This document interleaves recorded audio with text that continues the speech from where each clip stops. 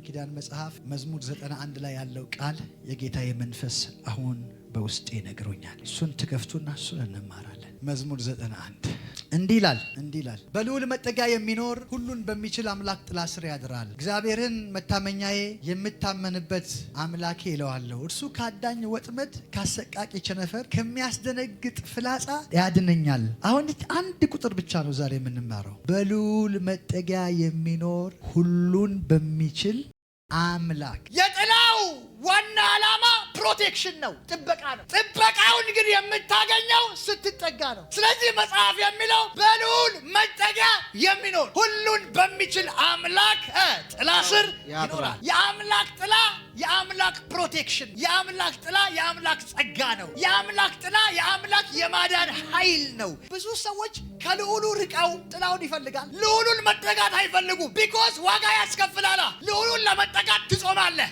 ልዑሉን ለመጠጋት ትጸልያለህ፣ ጊዜ ትፈጃለህ፣ ታነባለህ፣ ጠዋትና ማታ ተነስተህ ትጮኻለህ፣ በልሳን ትናገራለህ። እንደ እብድ ያደርጋል። ለብዙ ጊዜ እየደጋገምክ ስታደርገው አንድ እርምጃ እየተጠጋ መጨረሻ ማን ጋር ይሆናል ማለት ነው? ልዑል ጋር ይሆናል። ስለዚህ ወደ ልዑሉ ጥላ ለመግባት የሚያስፈልገውን ነገር ማድረግ ስለማይፈልጉ ጥላውን ብቻ ነው የሚፈልግ። እንደዚህ ማለት ይፈልጋል። አንዳንድ ሰው አካሉ ውጭ ነው፣ ጥላውን እንደዚህ ማግኘት ይፈልጋል። ታውቃለህ? እንደዚህ ብትልም እዚህ ጋር አይነካም እንጂ እዚህ ጋር ይነካል። ሙሉ ማንነትክ ልዑሉ ጋር እስካልተጠጋ ድረስ የልዑል ጥላ አያገኝክም። የልዑል ጥላ ለማግኘት ደግሞ ሃይማኖት አይደለም የሚያስፈልግህ፣ ጌታ ነው። አሜን። ጌታ ነው በላይ፣ ጌታ ነው። ድገሞ እባክህ፣ ጌታ ነው በላይ፣ ጌታ ነው። ስለዚህ ዳዊት እንደዚህ አለ፣ በልዑል መጠጊያ የሚኖር ሁሉን የሚችል። ስንቱን የሚችል? ከሞድ ስንቱን የሚችል? ሁሉን የሚችል። ይሄንም ያስደንቀኝ። ሁሉን የሚችል ሚንስ የማይችለው የሌለው ሁሉን የሚችል ከተባለ የማይችለው ምንድን ነው? ምንም የማይችለው የሌለው አምላክ ጥላ ስር ያድራል። የአምላክ ጥላ ስር መድረሻው መንገድ እነ ዳዊት በጻፉበት ዘመን አደገኛ አችልም። በብዙ ጸሎት፣ በብዙ ጾም፣ በብዙ ቅድስና፣ ሕግ በመጠበቅ ስርዓት በመጠበቅ ነው የምትገባው። የልዑል መጠጊያ ማለት በሌላ ቋንቋ ቅድስተ ቅዱሳኑ ማለት አይገባም። ዝም ብሎ ዘው ተብሎ ሃሌሉያ ሸረበረበረ እያልክ አትገባም። ቅድስተ ቅዱሳን መግባት አደገኛ ነው። ታውቃላችሁ? ሰዎች ቅድስተ ቅዱሳን ጋር ለመድረስ ፐርፌክት የሆነ ንጽህና ያስፈልጋቸው፣ ፐርፌክት የሆነ ላይፍ ያስፈልጋቸዋል። ሆሊነስ ሳንቲፋይ መሆን አለባቸው፣ ግሎሪፋይ መሆን አለባቸው። ይሄ ደግሞ በጣም ከባድ ነው። ስለዚህ ሰዎች በጊዜው ይሄዳሉ፣ ኮርማ ይዘው ይሄዳሉ፣ በየጊዜው ያሳርዳሉ።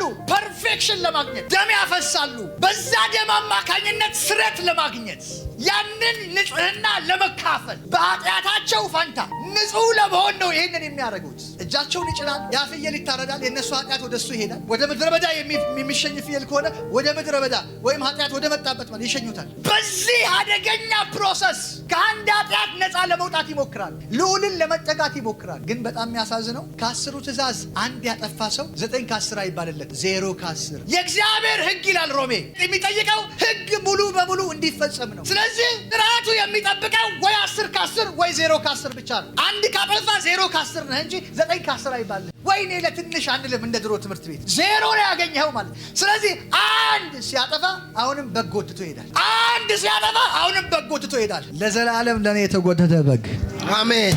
ኢየሱስ አሜን። ስሙ ይባረክ። አሜን።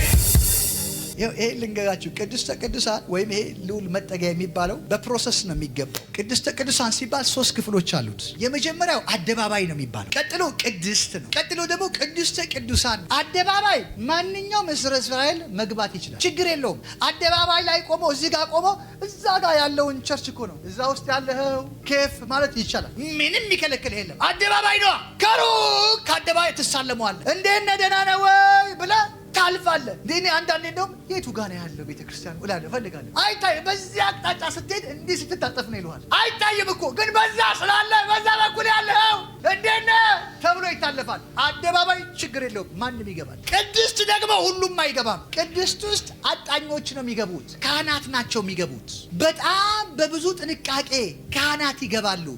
ቅድስት የእግዚአብሔር ጽድቅና የሰው ጽድቅ የሚታይበት ስፍራ ነው። ሁለቱ ጠረጴዛዎች አንዱ የእግዚአብሔር ሁለተኛው የሰው ጽድቅ ነው። ጠረጴዛዎቹ እኩል ናቸው። ምን ማለት ነው? ሰው ወደ እግዚአብሔር ጽድቅ ደርሶ ሳይሆን እግዚአብሔር ወደ ሰው መጥቶ ነው ዝቅ ብሎልን እኛን ወደ ራሱ ሊስበን ፍጹም የሆነው የእሱን ካራክተርና ኃይል የእሱን ጸጋና ፐርፌክሽን በእኛ ህይወት ውስጥ ለማድረግ እግዚአብሔር ከሰማይ ይመጣል። አያችሁ? ስለዚህ እነዚህ ጠረጴዛዎች የእግዚአብሔርና የሰው ጽድቅ ናቸው። ዕጣን ማጠኛው አለ።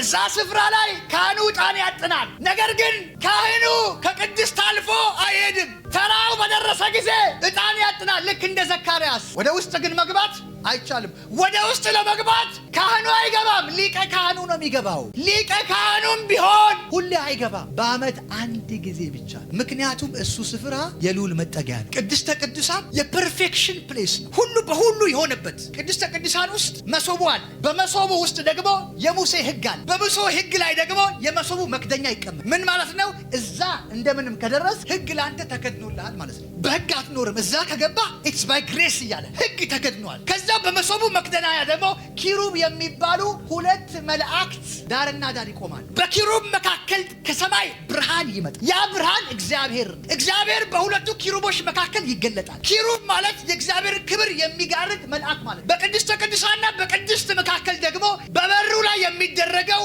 መጋረጃ ራሱ ኪሩብ ነው የሚባለው። ምክንያቱም የእግዚአብሔር ክብር ስለሚጋርድ። ክብር ከቅድስተ ቅዱሳን ድንገት ወጥቶ ወደ ቅድስት ከገባ ቅድስት ያለ ሰው ሁሉ ይሞታል። ያ ክብር ውስጥ ገብተህ መኖርም አትችልም፣ ትሞታል። ታዲያ እንዴት ብለህ የልዑል መጠጊያ ትደርሳለህ? ኢት ኢዝ ዳንጀረስ፣ አደገኛ ነው፣ ከባድ ነው። ሊቀ ካህኑ እንኳን ቢሆን በዓመት አንዴ ሲገባ ሃሌሉያ መጣሁላችሁ ተብሎ አይገባም። ራሱን ያነጻል መጀመሪያ ሊቀ ካህኑ። ከዛው የመስዋዕት ደም ይይዛል። ከዛው ሻኩራ የሚባል ልብስ ይለብሳል። ልሳን አይደለም፣ ሻኩራ ልብስ ነው። ሃሌሉያ ሴት ጓ የሚል እሱን ለብሶ ከዛስ እግሩ በሰንሰለት ይታሰራል። ድንገት ከገባ ስለሚሞት ተመልሶ ስለማይወጣ ትንሽ ከቆየ ከውጭ ያሉ ሰዎች ሳብ ያደርጉታል። ካለ አለው ይላልና አለው ይላቸዋል። እግሩ ከሌለሳ ጎትተው ያወጡታል ከሞት። መጠጊያው ላይ መድረስ እንደዚህ አስቸጋሪ ነው። ሰው አይደለም መላእክት እንኳን ከባድ ነው ለነሱ።